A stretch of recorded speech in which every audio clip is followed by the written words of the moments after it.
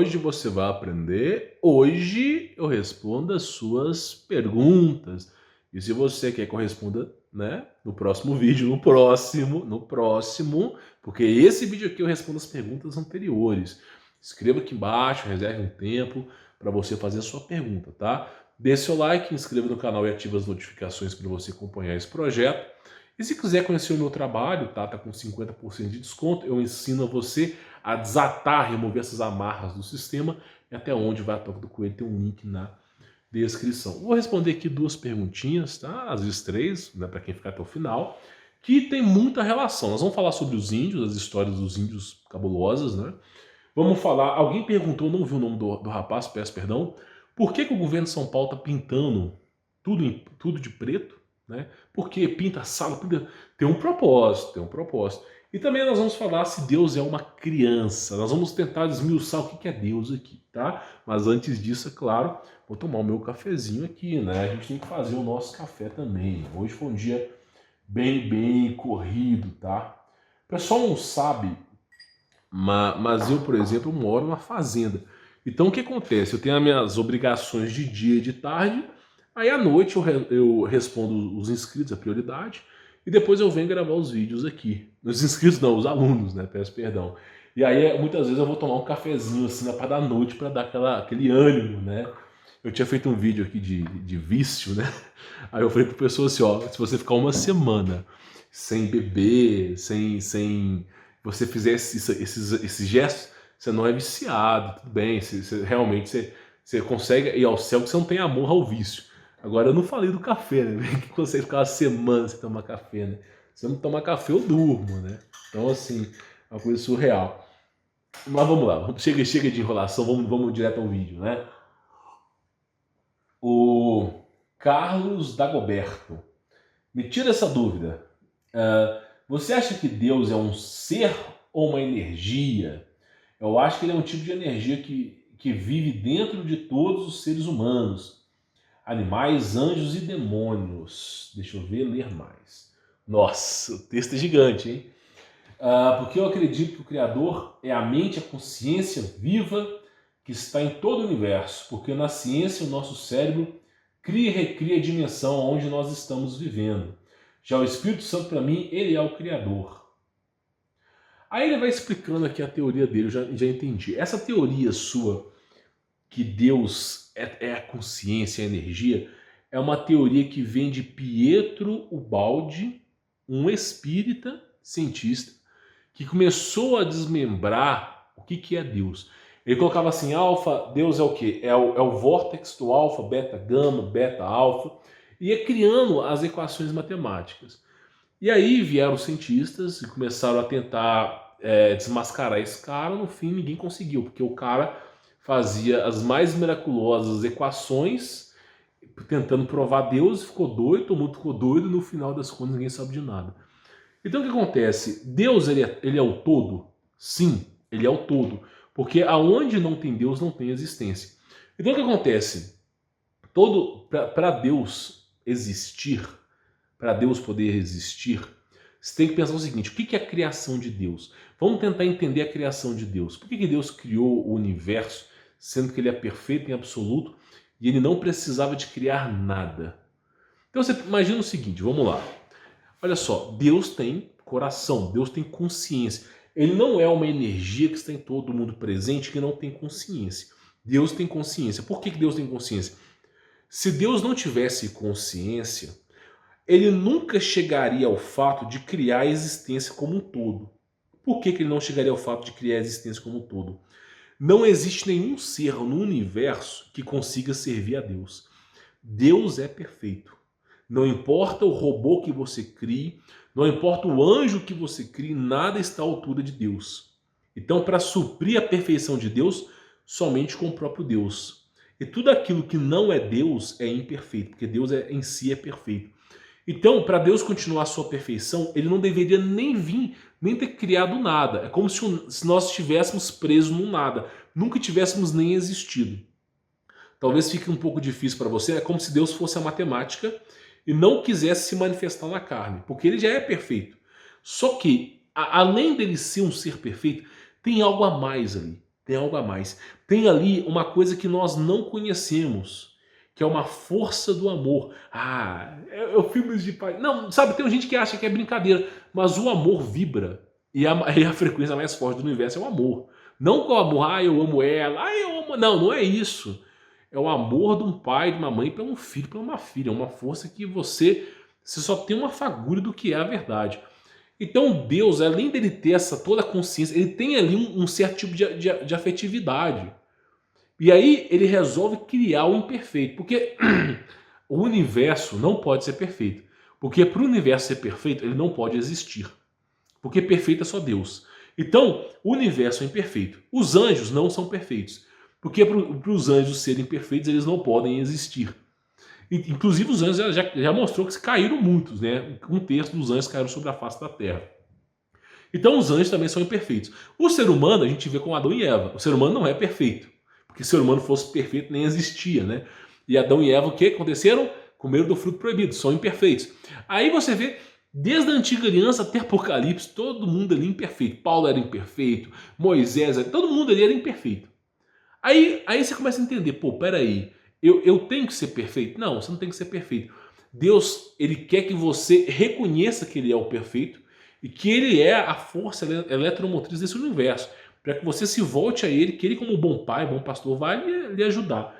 Então a sua pergunta, se Deus ele é uma energia, ele é consciente, é uma energia consciente. Não só energia, porque a energia acaba.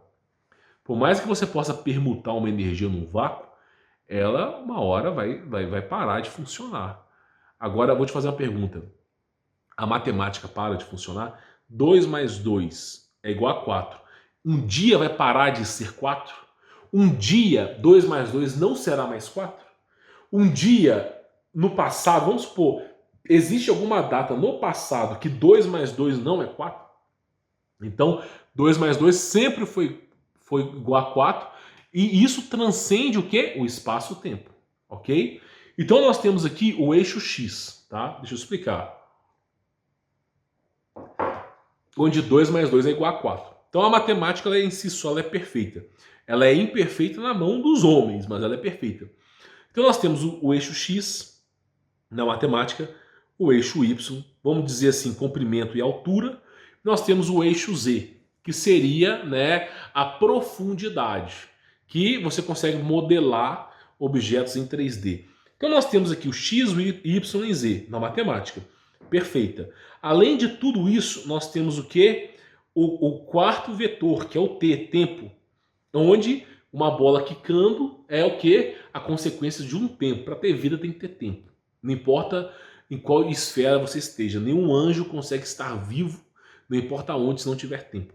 Então tem que ter o vetor do tempo. Então quando você começa a desmiuçar a matemática, você vê que aquilo ali corresponde exatamente à perfeição de Deus. Não estou dizendo que Deus é matemática, às vezes pode ser que seja, mas estou dizendo para você que aquilo ali pertence a Deus. E isso é um estágio, é um exemplo do que é Deus.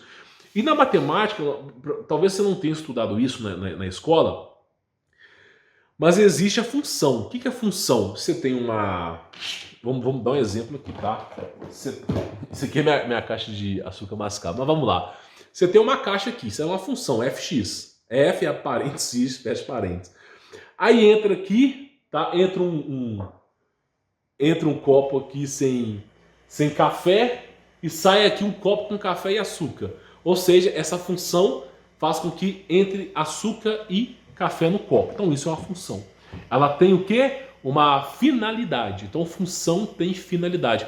Então na matemática nós temos o quê? Funções que representam algo. Elas são... É como se fosse as formigas operárias. Elas têm uma finalidade para fazer alguma coisa. Tipo função de exponencial, função de logaritmo.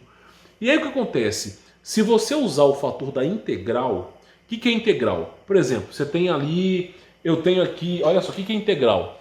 Eu tenho a função do copo, a função do açúcar e a função da colher. Aí se eu pegar a integral, é como se eu estivesse juntando tudo numa única função, entendeu? Agora essa função vai ser muito maior. E se eu derivar, é como se eu estivesse separando cada coisa. Então derivação separa em função, integral junta. Então o que acontece? Nós temos o que? A integral, ok? E na integral são várias funções. Ali já é uma função que faz o trabalho de 3, 4 funções. E aí acontece, nós podemos fazer integral do eixo x, y e z, do eixo tempo. Então quanto mais você vai estudando a matemática, você consegue recriar o universo com a matemática. Então, por exemplo, você tem integral dupla, integral tripla, integral quádrupla, você tem integral de matriz vetorial, de matriz em 3D. Então o que acontece? Em teoria, a matemática é isso aqui, ó, 2 mais 2 é igual a 4. Mas você consegue mapear, modelar os átomos como se fosse matemática. Você consegue descrever todo o universo em matemática. Entendeu? E aí, para ficar palpável, para ficar fácil, nós que somos a criação de Deus, nós não enxergamos o todo como Deus enxerga. Lembra aquele filme Matrix? Que Neo vê tudo verde com números? Aquela ali é a visão de Deus, meu irmão. É tudo lógica, matemática e também tem um amor ali dentro. Mas é lógica. E nós, seres humanos, não temos a capacidade de enxergar como Deus enxerga. Então a gente enxerga o todo, a gente enxerga a função final. Qual que é a função final? Isso aqui é um copo, tem café aqui dentro, tá numa temperatura agradável, tá doce, tá bacana. Como é que Deus enxerga isso aqui? Um copo de vidro com tanto de composição atômica, não sei o quê, com as forças para fazer com que esse vidro fique nesse estado, a composição aqui molecular de um líquido. Então tudo isso aqui, o tempo está passando aqui dentro, o café está envelhecendo. Então tudo isso aqui é como Deus enxerga. Isso aqui também enxerga o todo. Então nós que somos seres humanos imperfeitos, nós só enxergamos isso aqui, mas Deus vê o todo. Então o que é Deus, para te explicar? Não dá nem para os anjos interpretarem o que de fato é Deus. Deus é um ser que nenhum anjo foi capaz de ver Deus, nenhum homem, nem Moisés, nem Abraão, ninguém viu Deus. O que Moisés e Abraão e todos os outros viram foram Jesus. Tá? O que estava no céu, na guerra no céu, quando houve peleja nos céus, era Jesus. Então Cristo mesmo diz, ninguém viu ao Pai, senão o próprio Filho, que está no Pai. Por que ele fala isso? E João Batista vem falando, o verbo, né, a palavra, habitou entre nós, se fez carne.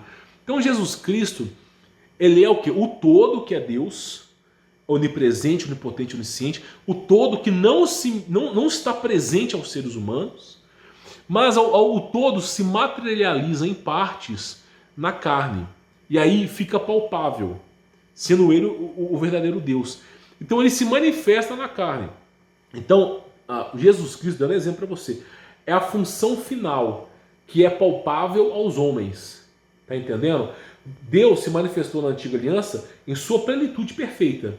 E os homens não conseguiram entender a mensagem de Deus. Era o tempo todo fazendo mal, Deus alertando, fazendo mal. Aí veio Cristo Jesus, que é o quê? A manifestação. É como se juntasse aquilo, se materializasse ali, fosse um vetor materializado ali para o homem poder entender.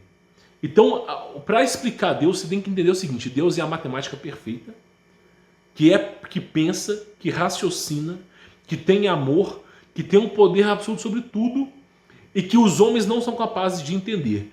Mas é um amor tão grande, desconhecido pelos seres humanos, que ela se manifesta na carne como Jesus. Tá entendendo? Então isso sim é o próprio Deus. Então assim, não fique tentando, Deus é energia. Não, porque a energia pode ser computada. Deus é o espaço-tempo. Não, porque o espaço-tempo pode ser computado. Deus não é computado. Não tem como medir a Deus. É impossível ter métricas para Deus. É impossível você tentar raciocinar o que é Deus. Então tudo aquilo que você coloca na sua realidade, Deus extrapola. Tá entendendo?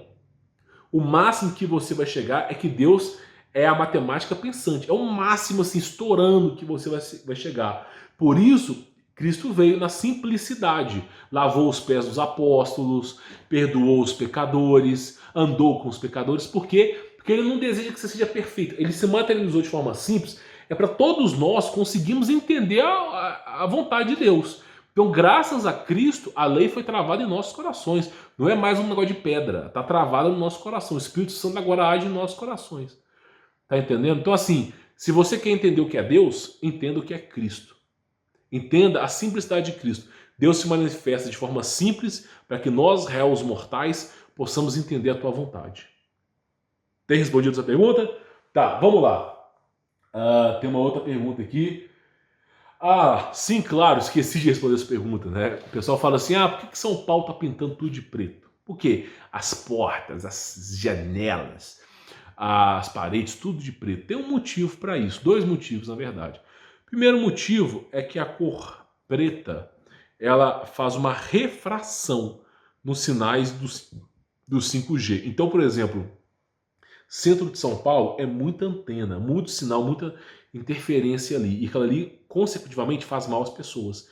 Aí os caras pintam a parede de preto, por quê? Porque bate ali os sinais e voltam. Então o que acontece? Eles estão isolando os locais de trabalho para que eles não sofram influência do 5G. Praticamente é isso. Mas eu vou ter que pintar minha casa de preto para ficar livre do 5G. Meu irmão, se você pintar de preto vai começar a aparecer demônio. Porque esses caras são ocultistas. Quer queira ou não são. Então assim, eles estão usando a cor preta para ficar livre dos sinais de interferência. Só que uma casa numa escuridão total, meu irmão, eu não piso lá dentro. Pode ser que seja superstição? Pode ser que seja. Mas se eu ver uma casa que tá com as paredes pretas, a porta preta, o teto preto, o piso... Meu irmão, eu não entro, mas nem brincando. Nem brincando, tá? Nem brincando. Nem que você fale assim, te dou R$1 milhão para você ficar 1 hora aí. Nem brincando que eu entro. Tá entendendo? Porque eu já sei que uma coisa é você tá usando uma roupa preta, uma coisa... Cara, nem brinca... Olha pra você ver. O espelho de alta magia negra é espelho negro. Pra tu ter ideia. Então, assim, quando você tá com medo da escuridão, você tá no seu quarto dormindo, você tem medo da escuridão, o que tu faz? Acende a luz. Por quê? Porque aí quando você acende a luz é como se tivesse uma proteção ali. Pelo menos na sua cabeça é assim que funciona, né?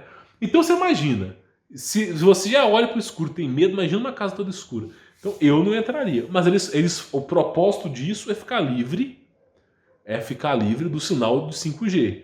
Só que vai ficar um ambiente mais propício a demônios. Aí você tem que colocar na balança. O que você quer ali? Como os caras não são temente a Deus, então para eles é como se não existisse demônio, é como se fosse besteira, entendeu? Mas eu não entraria, não.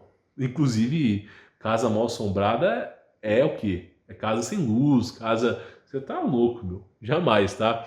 Bom, espero ter respondido a pergunta de vocês, tá? Deixe o seu like, importantíssimo, né? Inscrever, ativar as notificações, semeador do canal. Comente aqui embaixo a pergunta que você quer que eu responda no próximo vídeo. E se quiser remover as amarras do sistema, tem um link na descrição. Você vai conhecer o meu trabalho, tá com 50% de desconto. Eu ensino para você não só a desatar e remover as amarras do sistema, mas também até onde vai a toca do coelho. Fique na paz.